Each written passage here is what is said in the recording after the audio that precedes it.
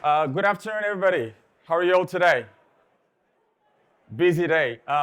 So we're going to talk about stablecoins in emerging markets. Just a quick question here. Who's used stablecoins to make cross-border payments? Like this year? How about last year? How about 2021 or 2020?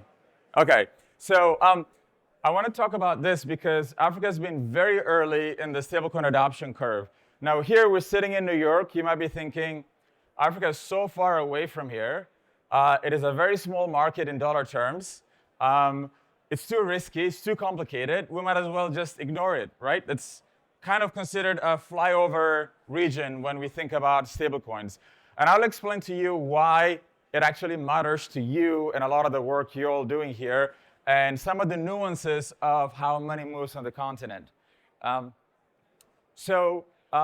Africa, as I mentioned earlier, has been a very early signal to global adoption in stablecoins. We've been using it for a very long time. It's become now embedded into finance, how money moves, how money is created.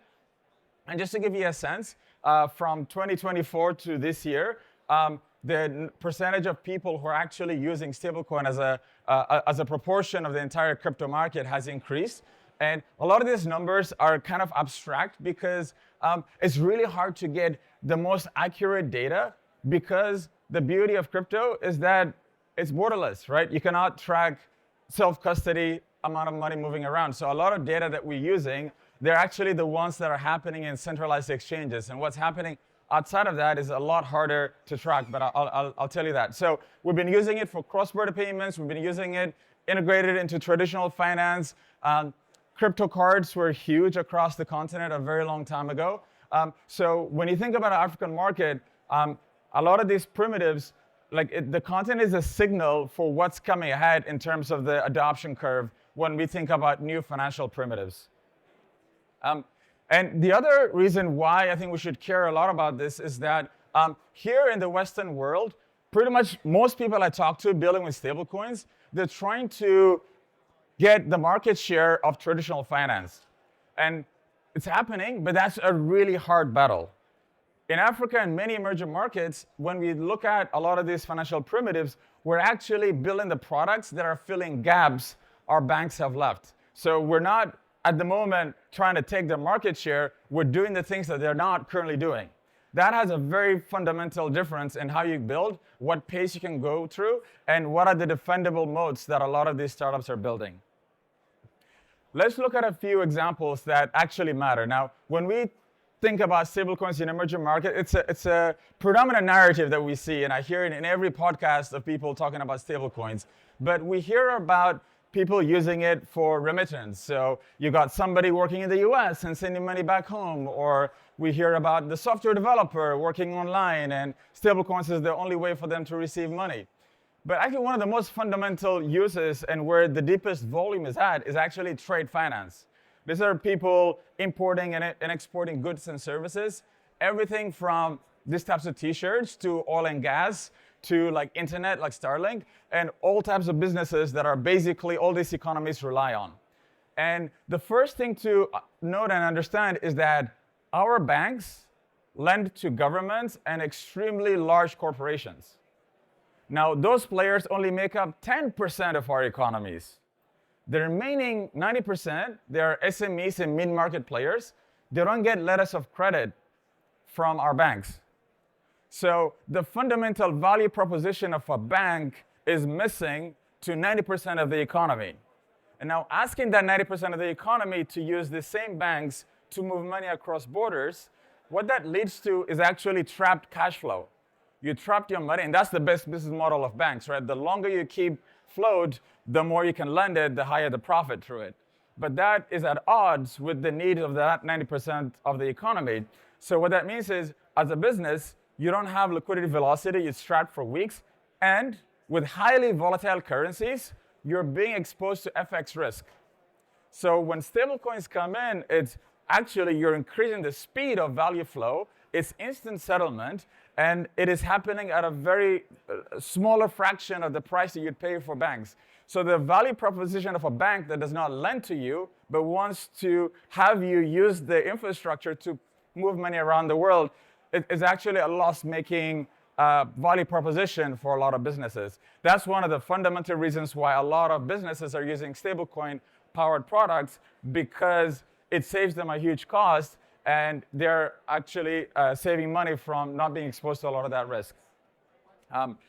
So that's one important case. The other one is that we don't hear much about is around running treasuries.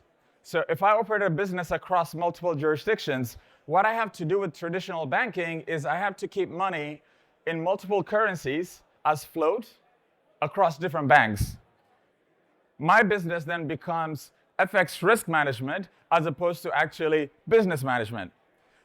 When we're using stablecoins, what that allows me is actually unified treasury management in one single place. And a lot of fintechs and stablecoin companies have become so sophisticated to offer the services that banks offer, which is the capacity to use those currencies, but the services that stablecoins offer, which is actually manage a treasury in a unified way. And a lot of on and off ramps allow you to move money back and forth in a very easy way. Lastly, and this is the hardest thing for a lot of us here in New York to comprehend, is that stablecoins have become a very important part of market coordination for FX. And the reason why is that we have multiple prices for a single currency. That's a reason why there's a lot of dollar circulation outside of institutions. And the price that the banks gives you is very different from the banks that you find in the parallel markets.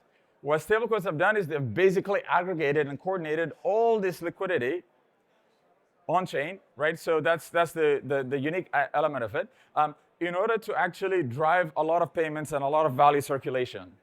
Someone with $1 or someone with $1 billion can participate in the same market. And that has been very transformative, which banking doesn't offer. And price discovery, which is something that I'll jump into. As a result of this type of market coordination, even 3 years ago, companies like Shell, Chevron, and big oil and gas companies were more likely to be able to move money across the African continent and around the world using companies that are powered by stablecoins than knocking on a bank, waiting multiple days, getting exposed to significant FX risk in order to do their business.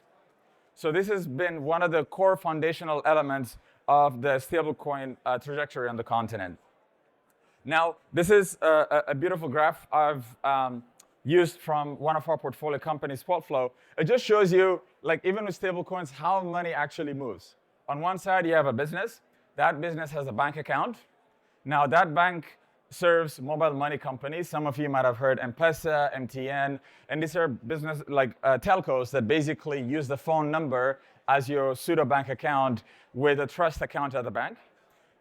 We've got also banking as a service providers. And then where money flows from there to a processor, that's a PSP. Local LPs contribute local currency to that. Brokers, OTCs contribute basically providing liquidity for moving fiat to a dollar or fiat to a stablecoin. There's a swap that happens somewhere in between, and these are the Binance of the world started this, and many other centralized exchanges. Now we've got sophisticated orchestrators on and off ramps that are programmable, or OTC desks that are doing that. And then you do basically copy the exact same thing on the other side. So we still haven't fully simplified the whole flow, but these are some of the steps that basically how money moves across fiat to stablecoin and then fiat on the receiving side. Now, the best case scenario that we see in all of this for large amounts of money is within a few minutes. Some of the worst case scenarios is within 24 hours. And this works on weekends as well, with different types of credit lines being offered. Now, let's go back to the pricing element. And this might be a controversial image because we're here in New York. We've been talking about regulation. When you come to emerging markets, crypto has been thriving not as a result of regulation, but despite regulation. And I'll explain really the thought process how. So let's ask, we're in Nigeria. What's the dollar price today? Well, I see three prices. There is the wish price. That is, I call it the wish price. That's the price that the central bank tells you. So they say, price of the Naira today is 1,350. I call it the wish price because that's the price the central bank wishes the market will trade at. it quotes that price, but you and I cannot go get that price because the central bank does not have enough liquidity to meet all our demands and needs. And then there's the do you qualify price. That's the price that many regulated banks have. Do you qualify is basically a means of saying, how much can I sell it to you for without losing my license as a bank, right? And there's a bit of a premium to that. If you want to get that price, you might have to wait a day or 2 days, or it might require a deeper level of banking relationship for you to access that. And then there's the third category, which is the now price. And that's the price at which you can actually settle in this minute, in this instant. And that is the stablecoin price. That's the open market price. And there's huge margin between the two.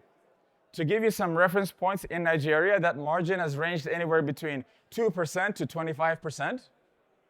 In countries like Ethiopia, where I'm from, that has ranged up to 120% margin. So you're paying more than twice the price the bank quotes you to actually settle a price now. And many people see it, oh, the Naira is being priced in different ways. My interpretation of that is actually the speed of execution. So you might have a very specific client relationship with the central bank, and you might be able to get the wish price, but you might have to wait a very long time until that liquidity is ready for you. But if you want to settle right now, you're doing it out in the open market. And this is one of the reasons why sometimes sort of regulators in the market, they're supposed to kind of work in each other's best interest, but sometimes they're at odds. And in markets across Africa, what you find is, generally speaking, the market has higher leverage.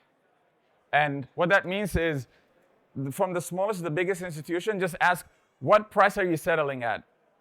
And if they're settling at this price, then it shows that actually regulation is working, and regulators have the highest leverage to drive business there. If it's happening on the other side, then regulators have to catch up to where the market is at. And my philosophy after doing this for a long time is that good governance comes and follows good markets. So price discovery is a core element of what we're solving for. We were talking about oracles in the earlier presentation. It's hard to pull a price feed for the Naira because there are many different prices. So a lot of our startups, they're facilitating price discovery of the local currencies and enabling market participation in doing that. The other interesting element that we've been learning around stablecoin use is around pricing risk, FX risk. I'll go to the next one because we don't have much time. And that's, we talked about the spot price today, right? Like how much can I get the Naira for today? But how about how much can I get for the Naira in a year from now? Let us say I'm a fintech company or I'm in construction. Right, I'm investing, $100 million in Ethiopia. Now I'm getting exposed to that country's currency risk, no matter what happens. So how do I price that risk? Well, today a lot of the options that we have is I have to go to a broker, most likely in London or somewhere in Europe, to buy an option or a future for that currency, and that's how I hedge my risk. Now with stablecoins, including local currency stablecoins, which is a very important part, it allows us to create all types of risk pricing instruments. So what people are building today is a means of pricing FX risk using options markets, where the writers create a premium for how much I can sell you the dollar in a year from now. And that premium becomes an indication of what the market expects the price of the currency to be in a year from now. If it's on-chain, it's transparent pricing. So there's a clear market discovery around that, and the pricing is a lot more efficient. And this is actually one of the most important elements because there's a lot of folks who see huge amount of growth happening in a lot of these markets, but they don't know how to participate because they don't know how to price risk. If you don't know how to price risk, then it's hard to put a ton of capital and energy around that. So some of these elements in stablecoins allow us to build these types of financial primitives that actually build a lot of these economies. And lastly, today in crypto, we see a lot of energy moving around sort of, let's power TradFi as it is. And I see how that works, and I spend half my time working on that. But we see also another parallel reality, which is creating fully on-chain markets. maybe here we have to choose one or the other. In emerging markets, we actually are building both in parallel. And they might converge at some point, and it's a tug war. Which direction is the market going to move governance, regulation, and a lot of these laws towards? And what we're seeing is a lot is going to end up moving to fully on-chain, open, permissionless marketplaces where we build the fundamentals of our economic structures. Thank you.